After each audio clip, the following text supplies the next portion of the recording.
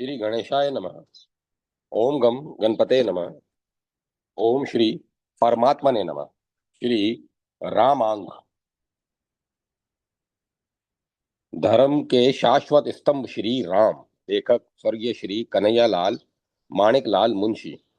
विश्व इतिहास पर दृष्टि डालें तो मालूम होगा कि प्रत्येक राष्ट्र किसी निश्चित आदर्श पर टिका होता है और उसका प्रयत्न अपने लोक जीवन में इस आदर्श को स्थापित करने की ओर रहता है। ग्रीक लोगों ने सौंदर्य भावना की प्रतिष्ठा की। रोमन जनजात जनता जनता ने न्याय के आदर्श को स्वीकार किया। स्पार्टा ने शक्ति की आराधना की। कानून के शासन को अंग्रेजों ने प्रधानता दी। इसी प्रकार रोमन युग के पहले हमारे भारतवर्ष में जीवन धर्म से प्रेरित था। इस धर्म में मानव समाज के सभी उत्तम अंशों का समावेश हो जाता था। वेद और उपनिषदों में शाश्वत सत्यों का वर्णन होता था, परंतु सामान्य मनुष्य के धरातल पर उन्हें ले आने की आवश्यकता थी। इसीलिए पृथ्वी पर सत्य का अवतार श्री राम रूप में हुआ। राम लोक रंजक बने।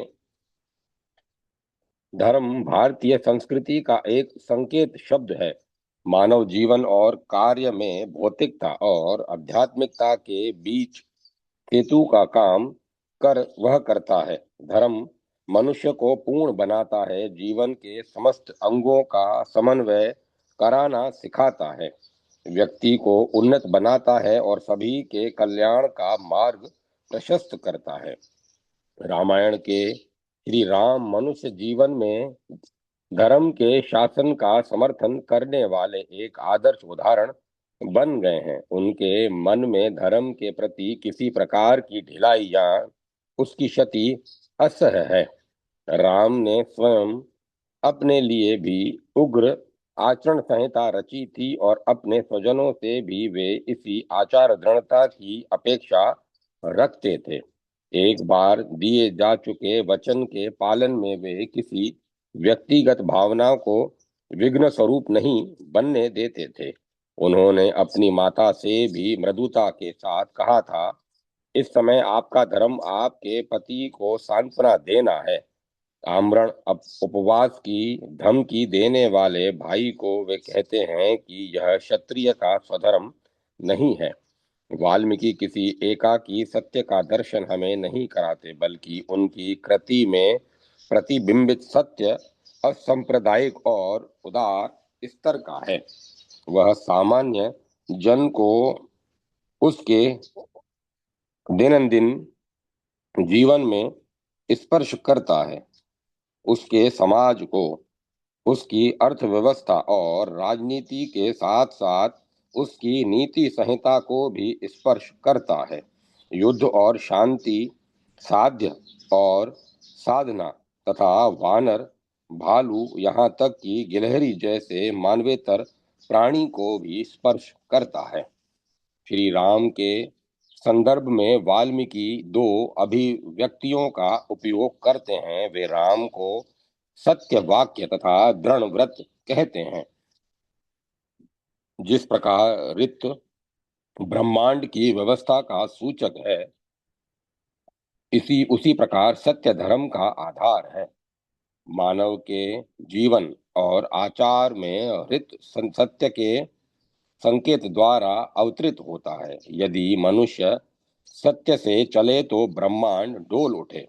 इसीलिए एक बार गांधी जी ने एक धरणी कंप को मानव के पाप का परिणाम बताया था। मुझे याद है कि तमिल कवि कंबन की कृति में हनुमान राम से कहते हैं, रावण सीता का स्पर्श नहीं कर सका। यदि उसने उनका स्पर्श कर लिया होता तो आकाश से तारे टूट पड़ते और महासागरों का जल उलट जाता। इस प्रकार विश्व व्यवस्था नीति व्यवस्था पर आधारित होती है और जब भी मनुष्य धर्म की मर्यादा को तोड़ देता है तब वह आपत्तियों को ही आमंत्रण देता है। श्री राम ने कभी दोहरी नीति नहीं अपनाई। केकई भी इस बात को स्वीकार करती है, राम के जीवन का आधार ही सत्य है। वह जो वचन एक बार मुख से निकल गया, वह उनके मन पवित्र हो जाता है। जब सीता ने उनसे पूछा कि दंडकारण्य के राक्षसों के विरुद्ध लड़ने आप क्यों जाते हैं, तो उन्होंने उत्तर दिया, मैंने ऋषियों को वचन दिया है और प्राणांत हो जाए तो भी मुझे अपने वचन का पालन करना ही होगा। अपने प्राण सीता या लक्ष्मण को भी छोड़ना पड़े तो मैं छोड़ दूंगा, पर अपने दिए गए वचनों को कभी नहीं छोड़ सकता। जब लक्ष्मण ने इंद्रजीत के सामने शस्त्र संधान किया, तब अपनी पूरी शक्ति उसने लगाकर और श्री राम के सत्य से उसे अनुप्राणित कर शस्त्र छोड़ा। मानव जीवन में सत्य की प्रतिष्ठा करने के लिए कोई भी बलिदान देने को वे तैयार थे। पिता से उन्होंने माता केकई को दिए गए वचनों का पालन करने का ही साग्रह अनुरोध किया। सत्य और वचन पालन के सामने उन्होंने राजगद्दी को तुच्छ माना। धर्म के सिक्के की एक और सत्य है और दूसरी ओर त्याग।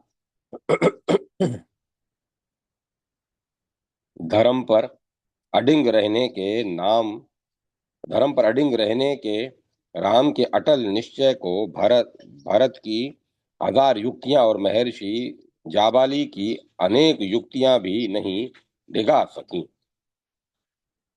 लोक अपवाद को शांत करने के लिए सीता का जो त्याग उन्होंने किया, उसमें भी राम की विरक्त भावना ही प्रकट होती है। सीता की पवित्रता की और कोई उंगली न उठा सके, इसके लिए उन्होंने सीता को अग्नि परीक्षा में उतरने दिया। मनुष्य अपने जीवन में शुद्ध और सच्चा रहे, यही पर्याप्त नहीं, जगत को भी उसका पता चलना चाहिए कि वह शुद्ध और सच्चा है। जगत को नीति और धर्म के राजमार्ग पर ले जाने का यही एक उपाय है।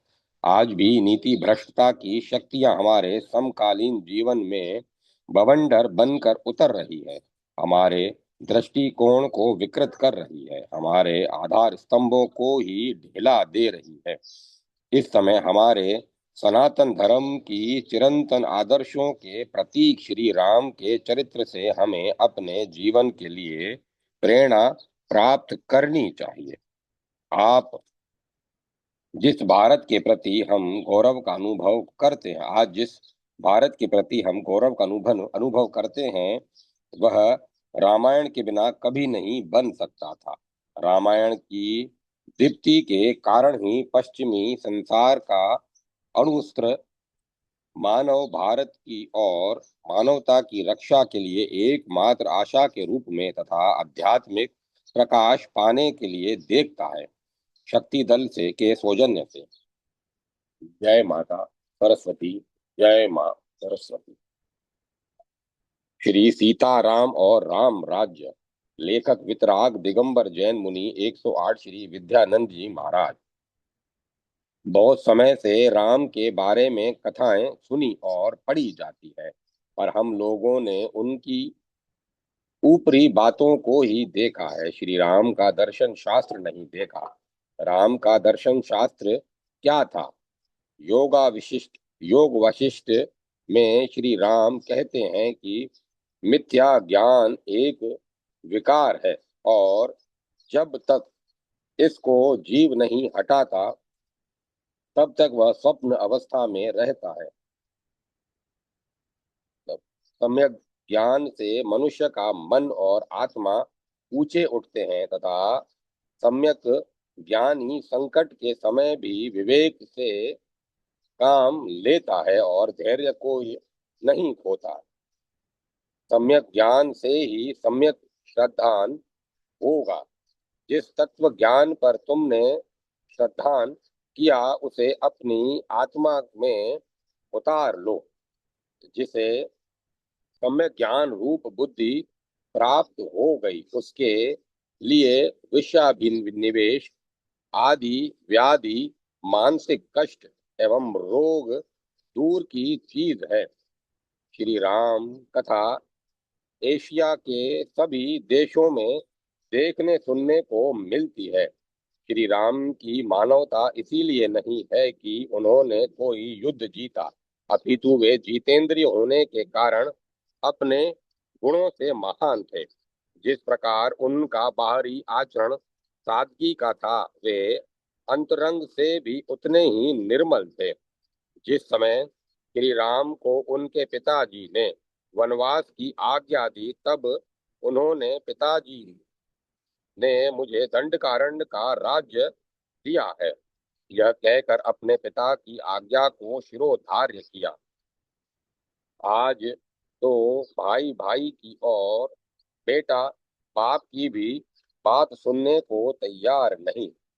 श्री राम तो वितरागी तथा सम्यक दृष्टि से कविवर दौलत राम के शब्दों में जो क्रोध, मान, माया और लोभ रूपी हाथी से नीचे उतर कर आते हैं, उन्हीं का नाम वितराग है। भगवान राम जन्म से ही वितराग थे, इसीलिए समस्त विश्व उनका अनुयायी है।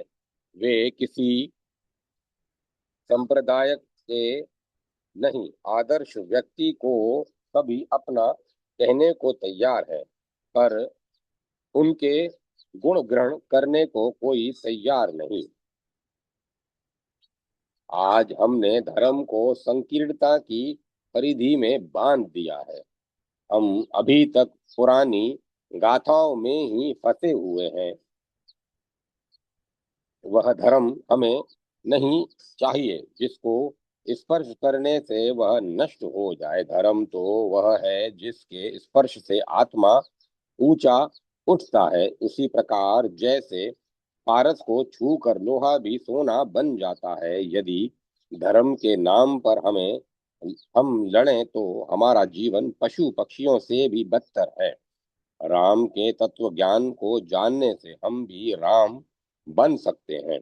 रामचंद्र जी ने हमारी आत्मा की जड़ों में जो तत्व ज्ञान रूपी जल दिया, उसे यदि हमने नहीं जाना तो वह यह जीवन बेकार है। ज्ञान तो अन्न के समान है, जैसे यदि खाया हुआ अन्न हजम नहीं होता तो बेकार है, उसी प्रकार यदि आत्मा में ज्ञान को हमने नहीं उतारा तो श्री राम को क्या जाना। जिसे सम्यक ज्ञान का सम्यक आलोक मिल जाता है, वह आत्मनिष्ठ और ब्रह्मनिष्ठ बन जाता है तथा वह एक दिन मोक्ष को प्राप्त करके रहता है। सम्यक ज्ञान साधन से प्राप्त होता है, उसके लिए आराधना करनी होगी। सम्यक ज्ञान स्वयं ही प्रकाशमान है, उसे किसी प्रकाश की आवश्यकता नहीं है। जिस प्रकार पूर्ण चंद्रमा को देखकर बच्चे भी प्रसन्न होते हैं और सारे प्राणियों को शीतलता मिलती है, उसी प्रकार सम्यक ज्ञान, दर्शन और चरित्र से सारे संसार में सुख की प्राप्ति होती है। यह संपूर्ण जगत चेतन रूप है और इस चेतन रूप आत्मा को स्वीकार करना ही हमारा मूल सिद्धांत होना चाहिए। योगा वशिष्ठ में वाल्मीकि जी कहते हैं, जिसे सम्यक ज्ञान का आलोक प्राप्त हो जाता है वह ज्ञेय में हो जाता है। जैसे मदिरा पीने वाला मदिरा में हो जाता है, उसकी आत्मा में त्रिलोकी के पदार्थ भले ही झलकें, वह उनसे निर्लेप भाव से रहने के कारण निर्विकार रहता है। धीर व्यक्ति भयभीत नहीं होते, जो सप्त भय से रहित हैं, वही सम्यक दृष्टि और सम्यक ज्ञानी है। निर्भय होना ही मोक्ष मार्ग है, यही सम्यक दर्शन है। सम्यक दृष्टि दीनता को पसंद नहीं करता। दीनता को मन में बनाए रखना स्वायत्तता स्वस्थता का चिन्ह नहीं। मनुष्य आत्मस्थ तभी हो सकता है जब उसके अंदर दीनता न हो। स्वरूपाचरण यही है कि सम्यक दर्शन ज्ञान और चारित्र्य प्राप्त हो जाने के बाद आत्मस्थ हो जाए। आत्मस्थ होने के बाद ही मुक्ति मिलती है।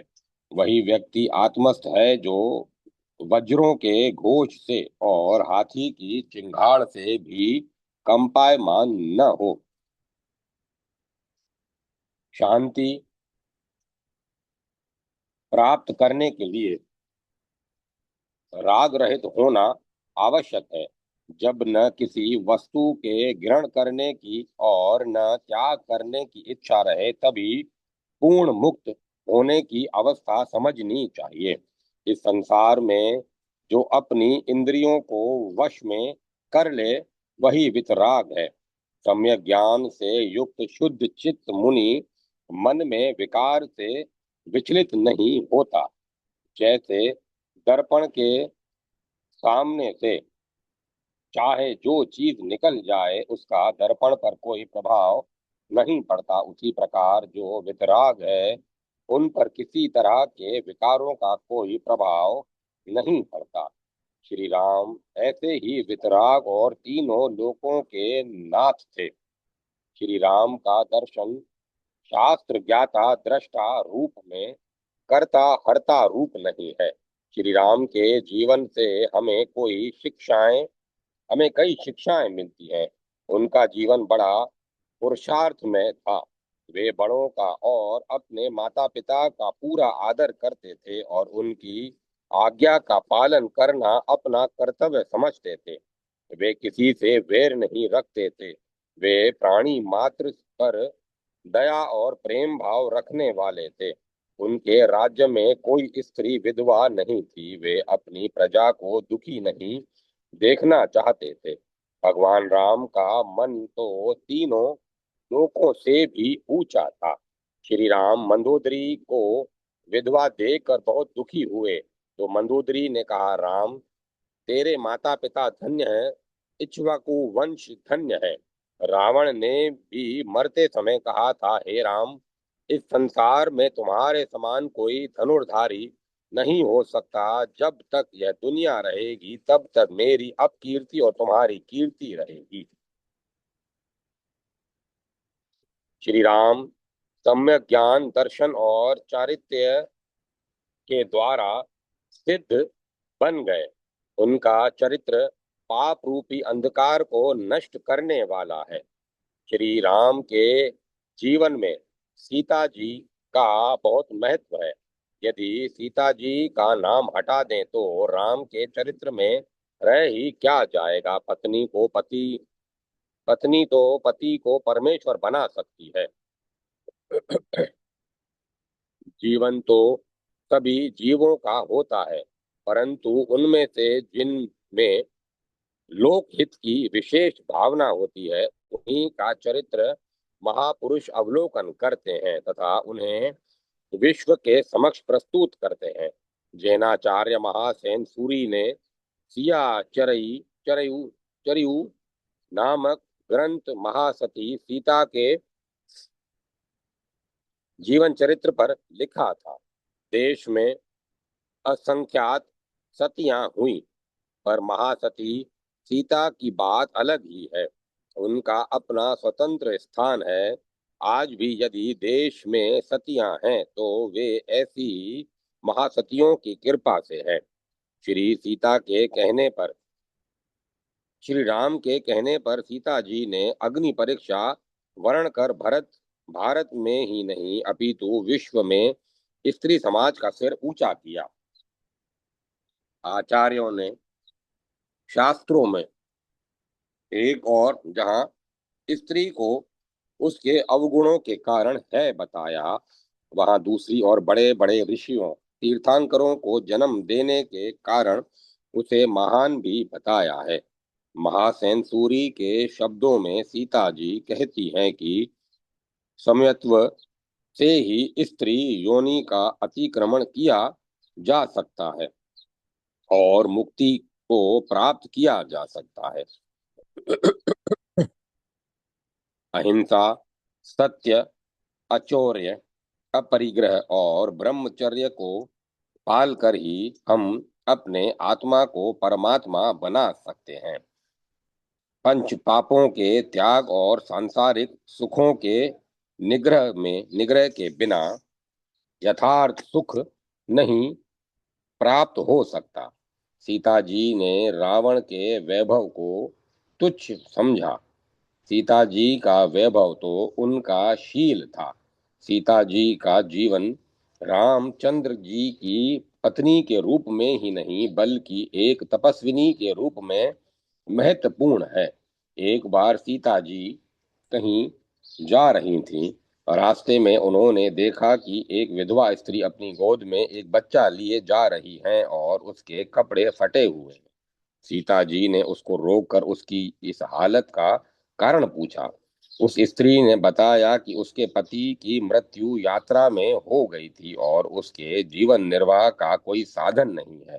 सीता जी ने तुरंत अपने बदन से सारे गहने उतार कर उस स्त्री को दे दिए।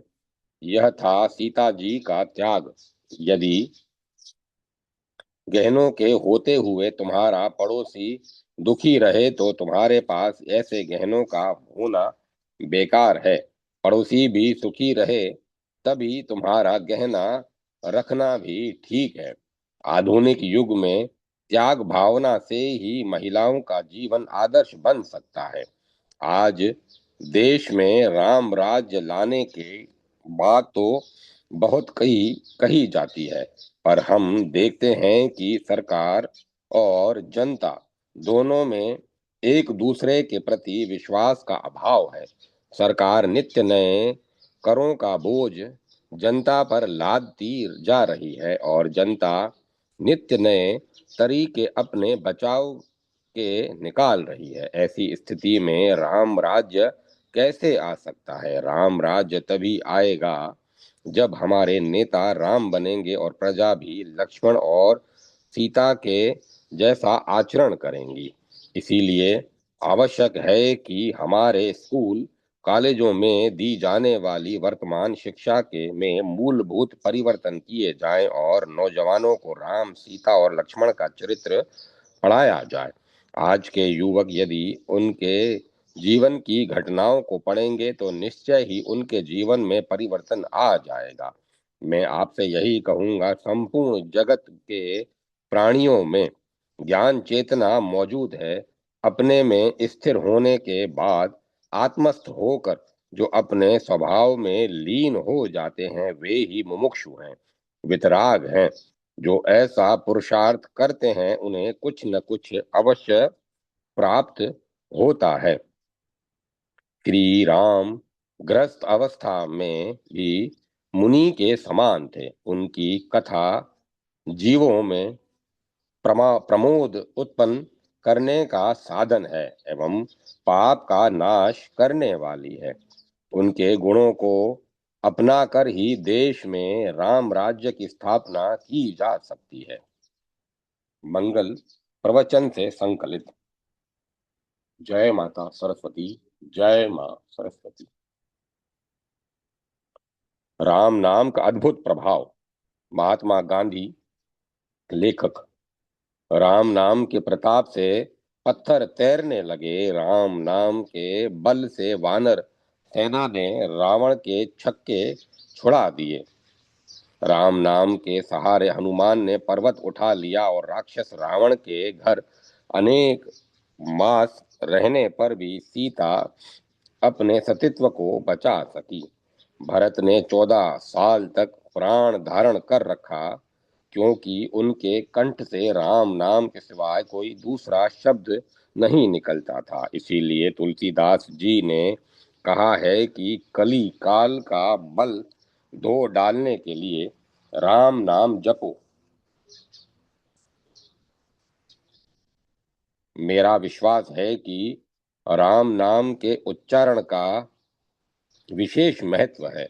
अगर कोई जनता अगर कोई जानता है कि ईश्वर सचमुच उसके हृदय में बसता है तो मैं मानता हूं कि उसके लिए मुंह से राम नाम जपना जरूरी नहीं है, लेकिन मैं किसी ऐसे आदमी को नहीं जानता।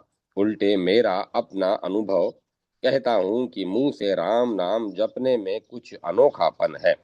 क्या या कैसे, यह जानना आवश्यक नहीं है। जय माता सरस्वती। जय मां सरस्वती। देश की वर्तमान विघटनात्मक परिस्थिति को सुधारने के लिए श्री रामचरित्र की उपयोगिता। लेखक शास्त्रार्थ महारथी पंडित श्री माधवाचार्य जी शास्त्री। आसुरी शक्ति के प्राबल्य से उत्पीड़ित धरा जब पाप का भार सहन न कर सकी, तब समस्त देवगण की प्रार्थना पर जगन नियंता सर्वाधार श्रीमन नारायण भगवान को स्व परिकर सहित भारत वसुंधरा पर नर रूप से अवतरित होना पड़ा। भगवान राम ने अपने सर्व शक्तिमान स्वरूप को स्वमाया की यवनिका के आवरण से तिरोहित करके नरलीला का ऐसा उदात अभिनय किया कि अनंत काल तक नर समाज उनके चारु चरित्र से अपनी व्यक्तिक, सामाजिक, किंवा राष्ट्रीय समस्त समस्याओं का समाधान करने के लिए उचित प्रेरणा ले सकता है।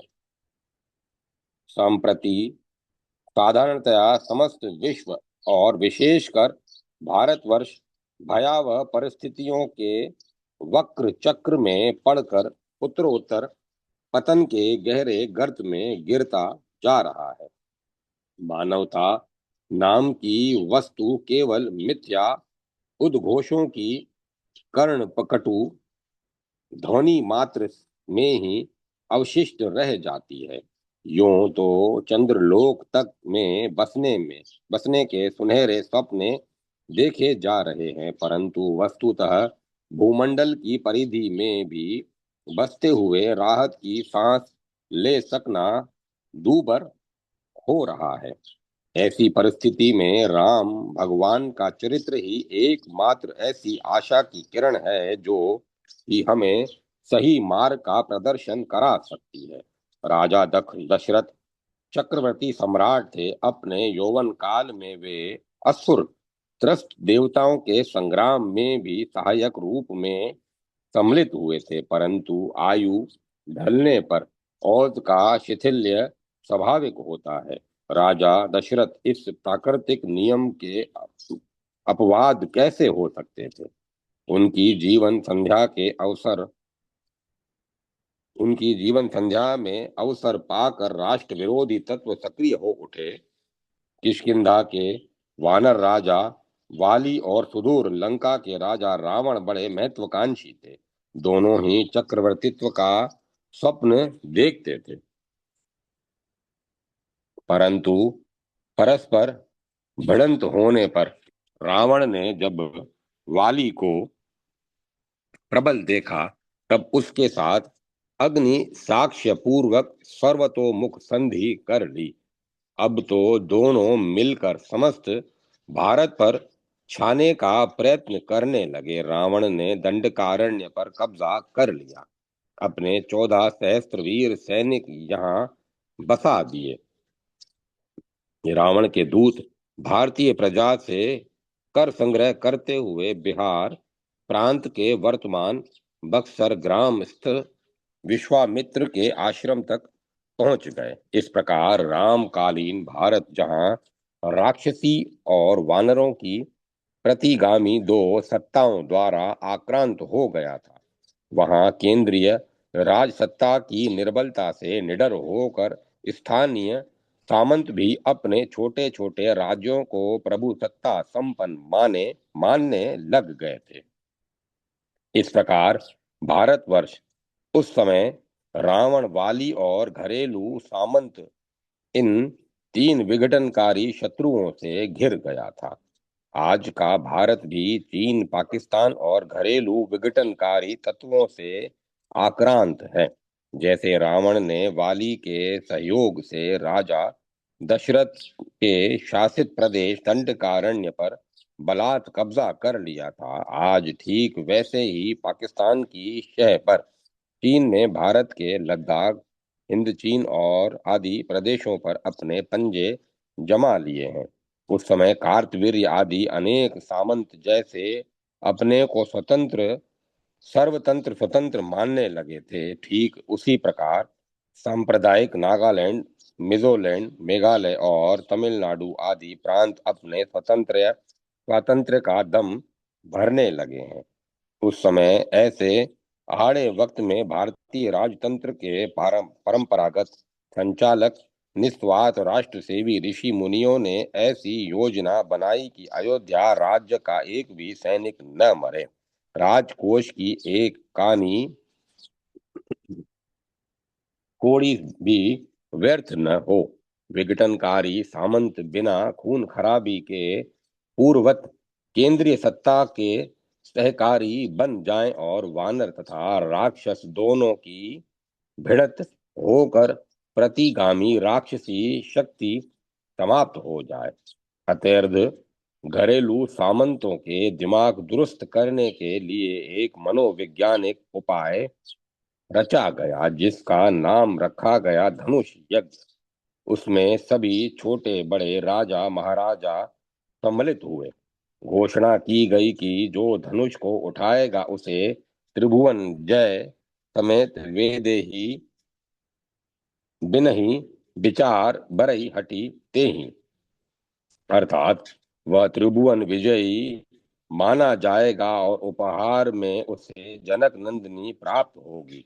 ऋषि जानते थे कि भार उठाने वाले तो रावण जैसे कैलाश को भी उठाने की क्षमता रखते हैं, परंतु वह दिव्य धनुष है, अतः उसे तो अति बला शक्ति संपन्न व्यक्ति ही उठा सकेगा।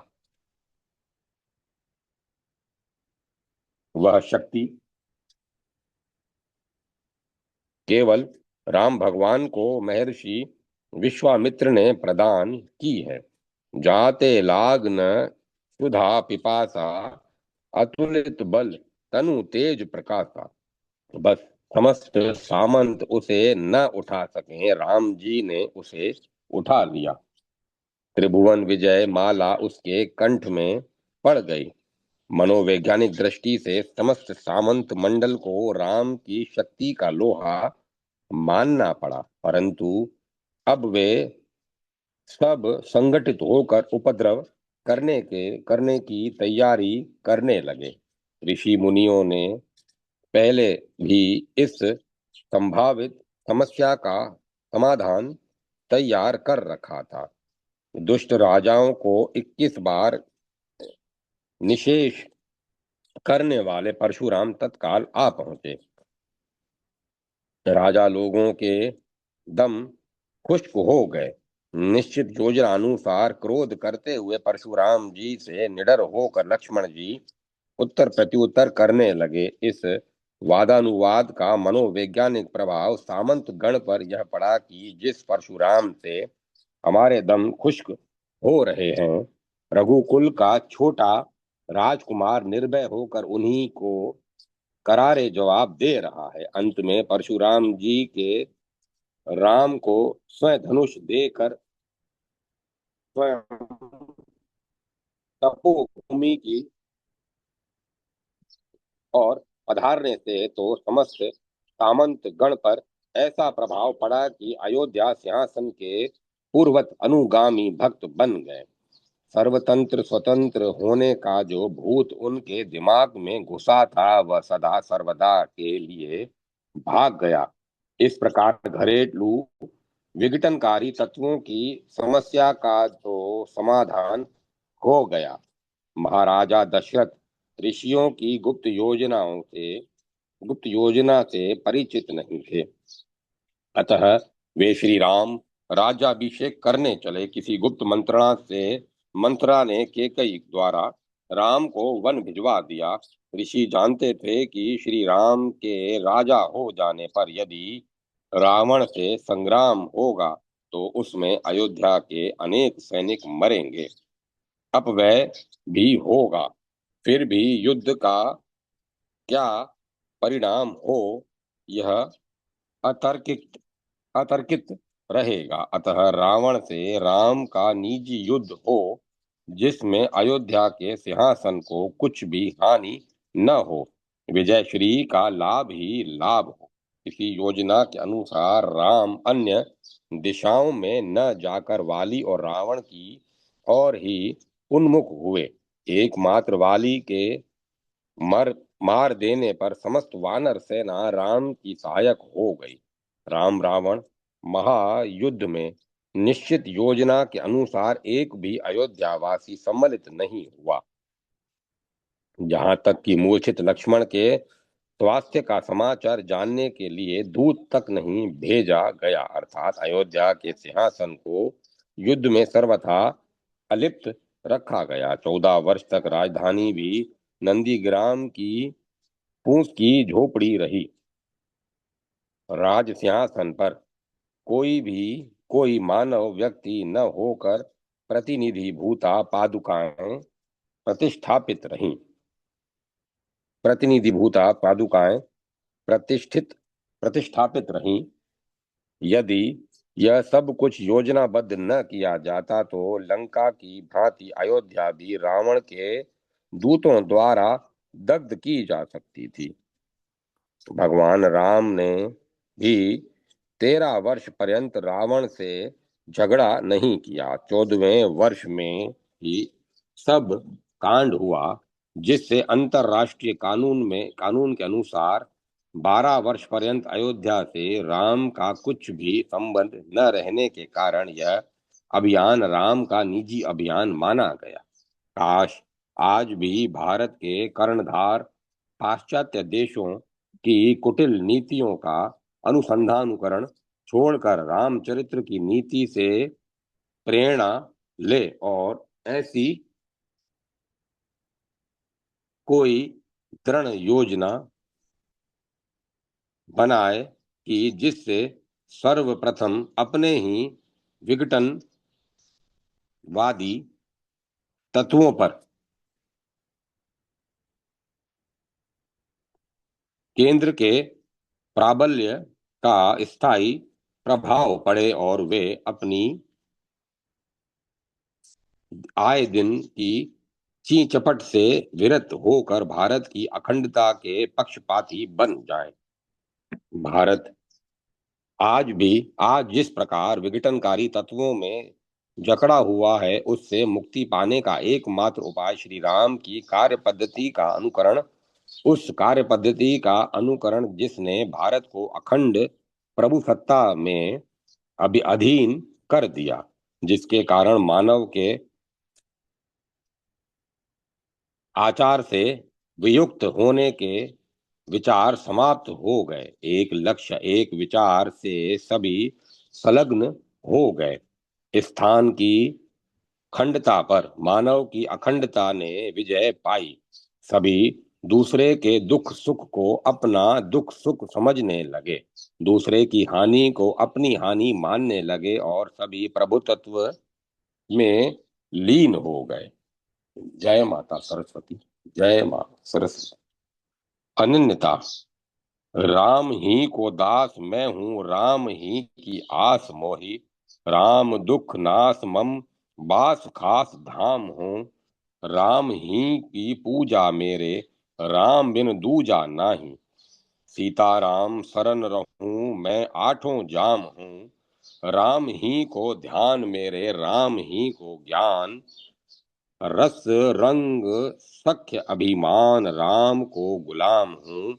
राजपथ ठाम मेरे, राम ही को काम मेरे। मांगो सीता राम ही सो, रट सो राम राम हूँ। जाग मेरे राम भूरी भाग मेरे, राम गीत। राम मेरे राम अनुराग रस राम है। धीर मेरे राम बरबीर मेरे राम। हर पीर मेरे राम, धनु तीर धर श्याम है। दानी मेरे राम सत्यबानी मेरे राम सिया रानी, रत राम सुख खानी शील धाम है। तात मेरे राम मंजू मात मेरे राम, भल भ्रात मेरे राम, सर्बस राम नाम है। जय माता सरस्वती। जय मां सरस्वती। रामायण त्रिवेणी में श्री राम। लेखक श्री मंडन मिश्र। भगवान राम के पावन चरित्र का ज्ञान हमें रामायण से होता है। वैसे तो कितनी ही रामायणें हैं, पर उनमें मुख्य हैं तीन। सर्वप्रथम वाल्मीकि रामायण, जो अन्य रामायणों का मूल स्तोत्र है। इससे सबने प्रेरणा तथा सामग्री प्राप्त की है। वाल्मीकि आदि कवि माने जाते हैं। उन्होंने रामायण को इतिहास के रूप में लिखा है। संस्कृत के प्राचीन साहित्य में दो ही इतिहास मुख्य माने जाते हैं। उनमें एक है वाल्मीकि रामायण और दूसरा व्यासकृत महाभारत। रामायण के संबंध में स्वयं ब्रह्मा जी का वाल्मीकि के प्रति कहना है कि आपको सब कुछ ज्ञात है। जो कुछ आपने कहा है वह अवश्य होगा। आपके काव्य में कुछ भी झूठ न होगा। न ते वाग नृता काव्ये काचिदत्र भविष्यति। अपने अपनी रामायण में उन्होंने सचमुच जैसा कुछ हुआ वैसा ही लिखने का प्रयास किया। कहीं भी लिपापोती से काम नहीं लिया।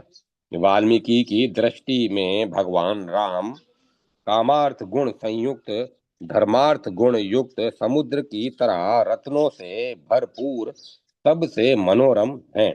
ब्रह्मा जी का कहना है कि जब तक पर्वत सरिता आदि भूतल पर है, आपकी रामायण कथा का सर्वत्र प्रचार होता रहेगा। वाल्मीकि के बाद गोस्वामी तुलसीदास जी का स्थान है। उनका श्री राम चरित्र मानस कितना लोकप्रिय है, इसे बताने की आवश्यकता नहीं है। गृहवर्धन साहब के मत से वह उत्तर भारत की बाइबल है। उसका अनुवाद कुछ विदेशी भाषाओं में भी हुआ है। सर्वप्रथम ब्रिटिश शासन काल में मथुरा के कलेक्टर ग्राउस साहब ने उसका अंग्रेजी में अनुवाद किया। बाद में मिस्टर हिल नामक एक दूसरे अंग्रेज विद्वान ने भी उसका अंग्रेजी में अनुवाद किया, जो कुछ ही वर्ष पहले प्रकाशित हुआ है। एक रूसी विद्वान ने भी उसका रूसी भाषा में अनुवाद किया, जिसकी विशेषता यह है कि उसमें मूल रामायण के छंदों का भी अनुकरण किया गया है। उन्हें उसी प्रकार गाया जा सकता है जैसे मूल रामायण के पदों को। कुछ वर्ष पहले ये रूसी विद्वान वाराणसी पधारे थे और उन्होंने स्वरचित पदों का गान कर श्रोताओं को चकित कर दिया था। तुलसीदास जी नारायण को श्री रामचंद्र के नर रूप में इस धरातल पर उतार लाए हैं। उनके राम आदर्श पुत्र, आदर्श शिष्य, आदर्श वीर और आदर्श शासक हैं। संक्षेप में वे मर्यादा पुरुषोत्तम हैं। दक्षिण में महाकवि कंबन की तमिल रामायण प्रसिद्ध है। उन्हें प्राय दक्षिण का तुलसीदास कहा जाता है। वे तमिल भाषा में आदि कवि माने जाते हैं। कवि कंबन महाकवि तुलसी जी की भांति ही राम और राम कथा के प्रति बड़े आस्थावान हैं। लेकिन कथानक की दृष्टि से दोनों की कृतियों में थोड़ा सा अंतर है। तमिल देशवासियों का कहना है कि जैसे विष्णु ने मंद्राचल के सहारे सिंधु मथ कर देवों के रक्षार्थ अमृत उपलब्ध किया, वैसे ही महाकवि कंबन ने अपनी जीवारूप मंथन यष्टिका का सहारा लेकर तमिल वांग में रूपी महासिंधु का मंथन किया और रामावतार कथा रूप अमृत का घट वह हम तमिल वासियों के लिए उपलब्ध कराया।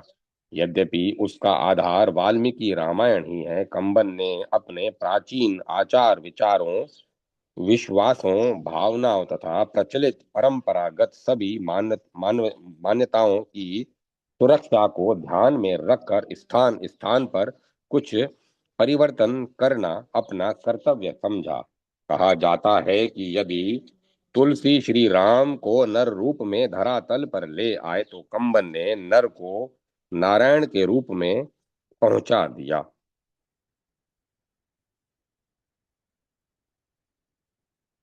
इस रामायण त्रिवेणी में केवल भारत भूमि को ही कथा सुधा से सिंचित नहीं किया, अपितु उसकी तरंगे अन्य देशों में भी पहुंची।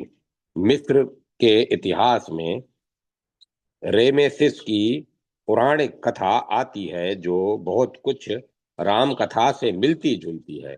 बौद्ध राम कथा, अनामकम जातकम तथा दशरथ कथानकम का अनुवाद चीनी भाषा में क्रमशः तीसरी तथा पांचवी शती में हुआ था। अनाकम जातकम में यद्यपि रामायण के पात्रों के नाम नहीं है, तथापि उसमें सीता हरण, वाली सुग्रीव युद्ध, सीता की अग्नि परीक्षा आदि कुछ घटनाओं का समावेश अवश्य पाया जाता है। दशरथ कथानकम में दशरथ पुत्रों के मिलती वनवास की कथा तो मिलती है, पर सीता जी का वृतांत नहीं। इसीलिए उसमें राम रावण युद्ध का भी उल्लेख नहीं है। लगभग सातवीं शती में ज्ञान प्रस्थान का अनुवाद में चीनी भाषा में हुआ। इस ग्रंथ में रामायण के कुछ अंशों का समावेश हुआ है। एस. डब्ल्यू. थॉमस ने अपनी पुस्तक रामायण स्टोरी इन टिबेटन में तिब्बत में प्राप्त राम काव्य की पांडुलिपियों का वर्णन किया है। उसमें रामचरित्र की सीता त्याग से लेकर सीता सम्मिलन तक की घटनाएं मिलती हैं। अनाकम जातकम का मूल भारतीय पाठ अब अप्राप्य है अप्राप्य है। अंग्रेजी अनुवाद चीनी रामायण के नाम से सरस्वती विहार ग्रंथमाला में सन 1938 में प्रकाशित हुआ था। फ्रांसीसी भाषा में इसका अनुवाद सन 1904 में हुआ। चीनी निपिटक के अंतर्गत 121 आवदानों का एक संग्रह है। यह संग्रह 472 ईस्वी में चीनी भाषा में प्रकाशित हुआ। इसी कथा का अर्थ चीनी, फ्रांसीसी और अंग्रेजी पुस्तकों में लगाना पड़ता है। इसमें दशरथ कथानकम का जो अंश आता है उसमें सीता और किसी राजकुमारी का उल्लेख नहीं है। हिंद एशिया तो राम कथाओं का भंडार है। आजकल वह मुस्लिम देश है, पर अब भी वहाँ कठपुतलियों के नाच में रामलीला के दृश्य दिखलाए जाते हैं। एक पुस्तक हिकायत कथा शेरी श्री राम में श्री राम की कथा आती है। वहां की एक नदी का नाम सरयू और उस पर बसे हुए नगर का नाम दुधिया है। वहां के लोगों का विश्वास है कि भगवान राम का जन्म यहीं हुआ था और रामायण की अधिकांश घटनाएं भी यहीं हुई हैं। भारतीयों ने यहाँ से लेकर राम कथा का प्रचार अपने यहाँ किया। कुछ ही दिन पहले यहाँ एक राम मेला हुआ था जिसमें भारतीयों का भी एक प्रतिनिधि मंडल आया था। उसमें रामायण के कई दृश्य दिखलाए गए थे। इस तरह राम कथा की परंपरा समस्त एशिया में फैलती हुई अफ्रीका तथा यूरोप तक पहुंच गई। यह भगवान रामचंद्र जी की ही लीला है कि उनके वास्तविक स्वरूप में विश्वास न करने वाले लोगों ने भी उनका गुणानुवाद किया है। भारत में जैन और बौद्ध अवैदिक संप्रदायों में प्राचीन सबसे प्राचीन तथा विशिष्ट हैं। इनमें रामचरित्र का विकास बड़ी स्पष्टता से पाया जाता है। बौद्धों के दशरथ जातकम, अनाकमम जातकम, दशरथ कथानकम में श्री राम कथा की परंपरा दिखलाई जा चुकी है। दशरथ जातकम पांचवी शती के एक सिंगली पुस्तक का अनुवाद है। इसमें सीता को दशरथ की पुत्री बतलाया गया है। इसे ही लेकर कई लेखकों ने तरह तरह की कल्पनाएं की हैं, किंतु हमारे आधार पर विश्वास नहीं किया जा सकता जब तक परंतु किंतु इसके आधार पर विश्वास नहीं किया जा सकता जब तक कि उसकी पुष्टि के लिए समुचित प्रमाण न हो। इसके अनुसार पूर्व जन्म में शुद्धोधन महाराज दशरथ, महामाया राम की माता यशोधरा सीता और आनंद भरत थे। पश्चिमी विद्वानों ने यह सिद्ध करने का पर्याप्त प्रयत्न किया है कि वाल्मीकि ने दशरथ जातकम के आधार पर रामायण की रचना की थी, परंतु यह प्रयास व्यर्थ ही सिद्ध हुआ। बौद्ध महात्मा बुद्ध को राम का पुनरावतार मानते हैं। जैनियों में रामचरित्र की परंपरा विमल सूरी तथा गुणभद्र से चलती है। विमल सूरी ने पद्मचर्य की रचना लगभग 1772 ईस्वी में की।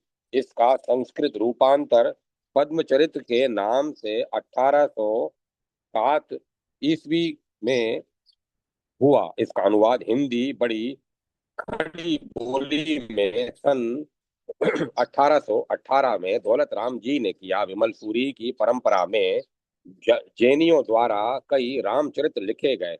कथा कोश, शत्रुंजय महात्म्य, निरत्न कोश आदि में बिखरी राम कथाएं मिलती है। जैनी विद्वान गुणभद्र ने 9वीं शती में अपने उत्तर पुराण में रामचरित्र का वर्णन किया है। इन अवैदिक संप्रदायों के अतिरिक्त देश की सभी क्षेत्रीय भाषाओं में भी राम काव्य की रचना हुई है।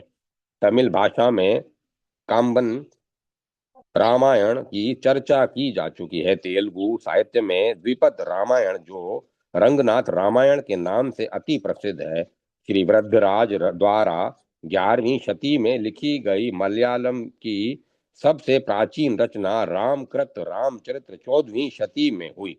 कन्नड़ भाषा में नरहरि ने तोरवे रामायण 16वीं शती में लिखी। सिंघल द्वीप में एक कथा का प्रचार है जिसकी रचना काल ईसा पूर्व 5वीं शती माना जाता है। इसमें सिंघल के प्रथम राजा तथा राजकुमारी का सुवेणी और सीता त्याग, ये दो प्रधान आख्यान है। काश्मीरी रामायण की रचना दिव्य दिवाकर प्रकाश भट्ट ने 18वीं शती में की। 15वीं शती में कृतिवास ने बंगला में रामायण की रचना की। उत्कल भाषा में श्री बलराम दास ने 15वीं शती में रामायण लिखी। मराठी में एकनाथ ने भावार्थ रामायण 18वीं शती में लिखी। श्रीधर तथा मोरो पंत ने भी श्री राम पर काव्य लिखे। गुजरात में भी गुजराती भाषा में राम कथा के कुछ प्रसंग कई ग्रंथों में देखने में आते हैं, जैसे प्रेमानंद कृत रण यज्ञ 17वीं शती का, हरिदास कृत सीता विरह आदि। असीमिया भाषा में भी राम कथा पर कई ग्रंथ मिलते हैं। श्री अब्रूक ने असमी साहित्य में इतिहास में इनका उल्लेख किया है। श्री राम का नाम जितना लिया जाता है अन्य किसी अवतारी पुरुष का उतना नहीं। राम नाम की बड़ी महिमा है। राम न सकहीं राम गुण गाई। इस प्रकार हम देखते हैं कि रामचरित्र विदेशी तथा देशी भाषाओं में ताने बाने की तरह व्याप्त है। बाइबल को छोड़कर कदाचित ही किसी दूसरी कथा का इतना अधिक प्रचार हुआ हो। भगवान राम का चरित्र केवल भारत को ही नहीं, अन्य कई देशों को भी एकता के सूत्र में बांध सकता है। जय माता सरस्वती, जय मां सरस्वती। प्रार्थना। पाई रस जोन सिद्ध पारद महेश निते, मुक्त भव रोग ते करे हैं अभी मुक्त धाम। तुलसी सची की कला माही, लसी जाकी सुधा, सिंची वसुधा को अभिराम करे पुनर्काम। राम रस नेनो सबे जा बिन अलोनो, मधु अक्षर प्रत्यक्ष रसने तू तेई आठो जाम। राम राम राम राम राम राम राम राम राम राम राम राम राम राम राम राम। दोहा। साँच सबे दिन सबे विधि, उल्टो सीधो साँच। राम नाम सुसहली, फले चाहे जैसे बाँच। राय कृष्णदास लेखक। जय माता सरस्वती, जय मां सरस्वती। ओम नमो नारायण, ओम नमो भगवते वासुदेवाय, ओम नमः शिवाय, ओम ऐं ह्रीं क्लीं चामुंडाय विच्चे। राम लक्ष्मण जान की जय बोलो हनुमान की। अब कथा को विराम दिया जाता है। ओम तत्सत। ओम तत्सत। ओम तत्सत। राम लक्ष्मण, हाँ जी हाँ, रुपये आओ। कैसे आना हुआ? सब काम ठीक चल रहा है?